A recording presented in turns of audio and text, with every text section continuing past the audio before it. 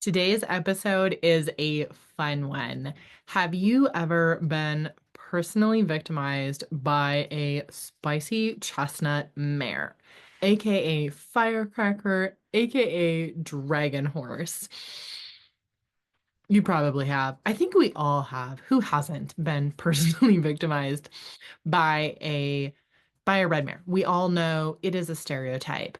And so, on today's episode, we are diving deep into the process that I went through with my client who came in with a spicy chestnut mare, a spicy meatball, and, won't stand still, really high amped, and just really not showing well.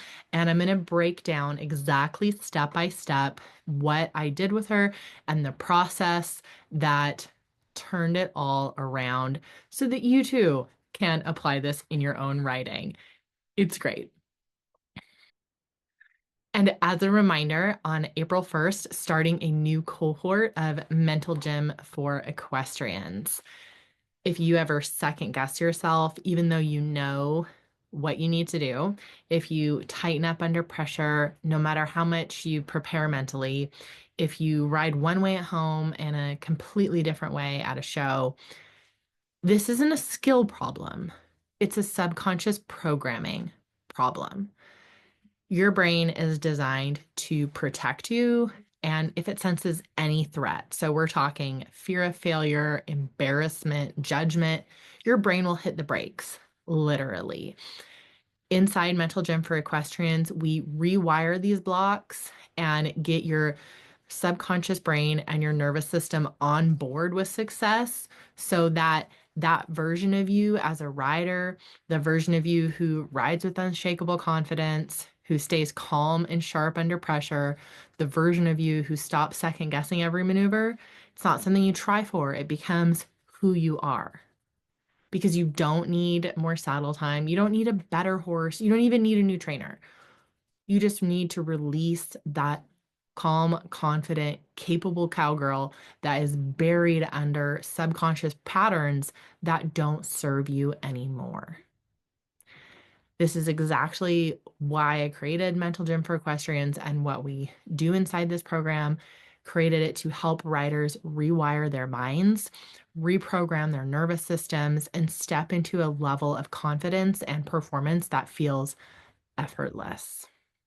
So if you're ready to stop feeling stuck in the same cycle of self-doubt, it's time to train your mind like you train your horse. You can email me, Nicole@resilientrainer.com, or DM me on Instagram at Nicole Burnett Mental Coach for all the details. Welcome to the Resilient Rainer, the premier podcast focused on mental performance for equestrians and improved horse show performance. Whether you're a rookie reiner or a seasoned competitor, this show is for riders who want to take their skills to the next level and achieve their full potential in the show ring. I'm Nicole Burnett, and I'm a master mindset coach who's obsessed with helping you achieve all those horse dreams you always thought were impossible. Join me each week to develop a show-ready mindset and gain the competitive edge you need to compete with confidence.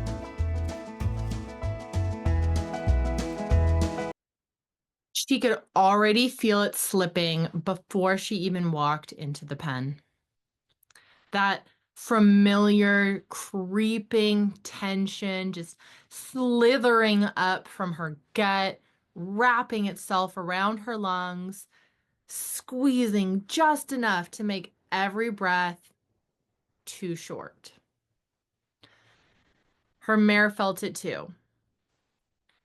The moment they stepped into the warm up, those chestnut ears flicked back, muscles quivering under her saddle, hooves shifting restlessly in the dirt. She wasn't still, not even close. And the harder she tried to make her be still, the worse it got. She exhaled sharply, rolled her shoulders, adjusted her reins, Nothing. The mare kept shifting, her tail swishing, her front hooves shuffling against the footing like she was standing on a live wire. Just stand still. Just stand still. But it wasn't happening. Across the arena, another rider sat motionless on a sleek bay gelding, completely still despite the chaos. Cool, collected, professional. She swallowed hard. Why couldn't they be like that? The thought made her stomach twist. This is going to cost me. She warmed up and entered for her turn in the reining pen.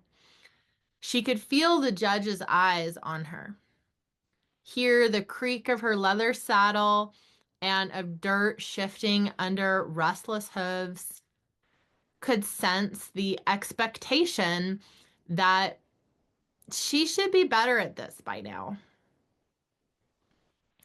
She clenched her fingers tighter around the reins. Her mare threw her head. The fight was coming. And just like that, the nerves boiled over. Her heart pounded and frustration snapped through her like a whip. Why couldn't she just hold still for 2 seconds? Why does she have to always be like this?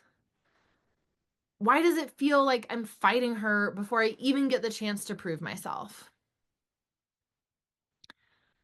Everything inside her screamed to do something, to pull the reins a little harder, to shove her heels down, to make the mare stop. Because if she couldn't even hold it together here, how was she supposed to nail the rest of the run? She swallowed back the lump in her throat and tried not to think about how the pattern hadn't even started yet. OMG, guys. OMG. OMG McGee. This was one of my clients, my dear clients, and she'd been riding for years. She'd been riding for decades, and she met her match in this spicy jalapeno of a mare. And I won't lie, my love of jalapeno chips makes me want to use that word everywhere. It is a compliment.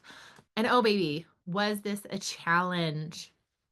If you thought that we didn't fix this issue that cost her mega points every run she made, well, you'd be wrong. Ha! Okay, you'd be so wrong. Do you want me to break it down step by step and get a peek behind the curtain of what we did? Okay, let's do it. Let's break it down. Here is exactly what we did. I'm literally going to tell you exactly what I did with my client to fix this. Okay. Number 1, focus. We trained her focus, and that changed literally everything. Because here's the truth that most riders don't realize. Your horse cannot be focused if you aren't. It seems obvious when you say it out loud, but we don't often put the pieces together. We spend so much time obsessing over what the horse is doing. Why won't she stand still? Why is she antsy? Why is she tuning me out?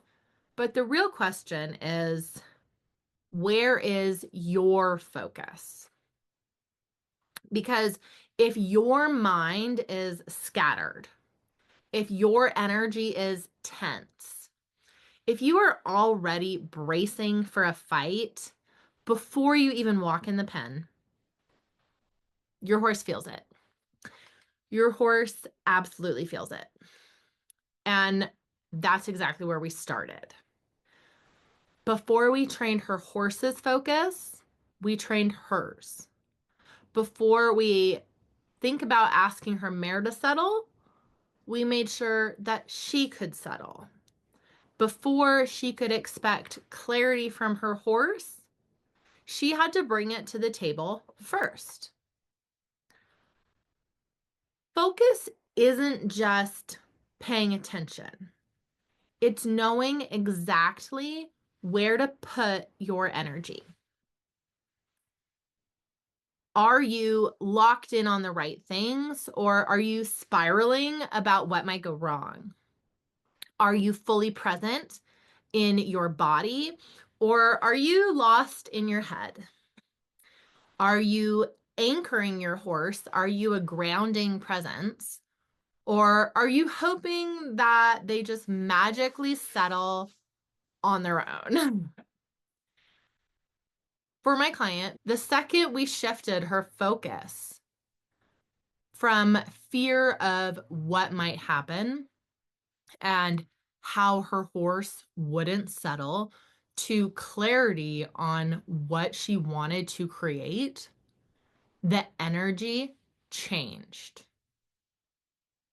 She started walking into the pen with an exact mental blueprint, not just for the pattern, but for her own presence. Where her breath would be, where her eyes would focus, what she would tell herself in that moment. And suddenly, her horse had someone to trust because a focused rider creates a focused horse. This is a pretty big deal. Honestly, if you're pressed for time, you could stop here and your life change your riding forever. But we're not done because I told you I was going to tell you exactly what I did with this client. So, step one, focus. Two, an important mindset shift. Now, stay with me here. What if stillness wasn't the goal? Now, gasp. I know. It's sacrilegious to say that you shouldn't stand still at center. But let's question the premise of the whole dang thing. QTP, light of my life. That was the shift we made. Instead of fighting the mare's fire, we channeled it. Instead of trying to force her into stillness, we gave her a job. Instead of feeding into the tension, we calmed it at the source. And you might have some questions. So let me tell you, this means that we did two things. One, she stopped focusing on holding her horse still and started focusing on her own energy first. This means whatever high strungness that her horse was experiencing, she as the rider was 100% in charge of her energy, and she did not have to match her horse. She focused on staying 100 in the present moment and staying regulated using the unique tools we practiced together. And two, she stopped trying to force an extended relaxation moment at center. Yep. QTP, baby. Question the premise. Her horse was never going to be a horse that settled in a way that made you go, wow. So instead of trying to pretend like we're going to have a spa day in the middle of the arena, she paused at center long enough to satisfy the requirements of the pattern and then just moved on. Moved straight into the turns, which she did well when it wasn't prefaced by a bunch of stress and fighting. The next time she walked into the pen, her mare still shifted. She still flicked her ears, still wasn't a perfect statue. But my client was different. She stepped up to center, stayed focused and regulated. She paused, then smoothly went in to ask for the spin. And drum roll, please. Super dramatic drum roll. When she as a rider stopped bracing for a fight, her mare stopped searching for one. The judge wasn't looking for a statue. They were looking for a rider in control of their own mind. They were looking for a partnership and a willingly guided horse.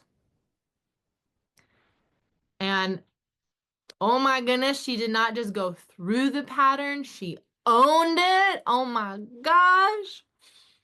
Whoo!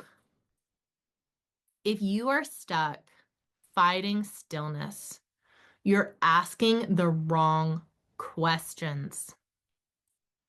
What if you could walk into that pen knowing exactly how to handle the moment? What if you could channel that energy into power instead of a problem? What if you could step into the arena feeling unshakable? This is the shift I help riders make. If you are ready to stop fighting your horse and start riding with clarity, DM me on Instagram at Nicole Burnett Mental Coach to join the next cohort of Mental Gym for Equestrians. We start April 1st. You don't need more saddle time. You don't need a better horse. You don't even need a new trainer. What you need is a new identity as a rider.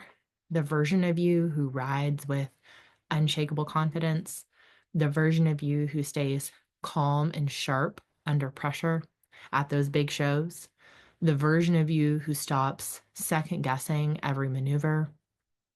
She already exists.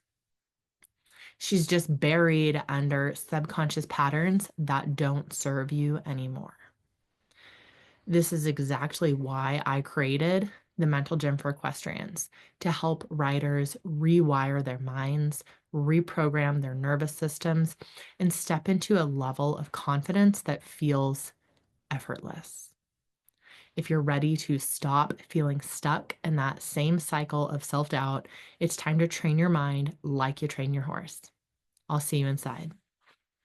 Thanks again for being here. I truly appreciate you.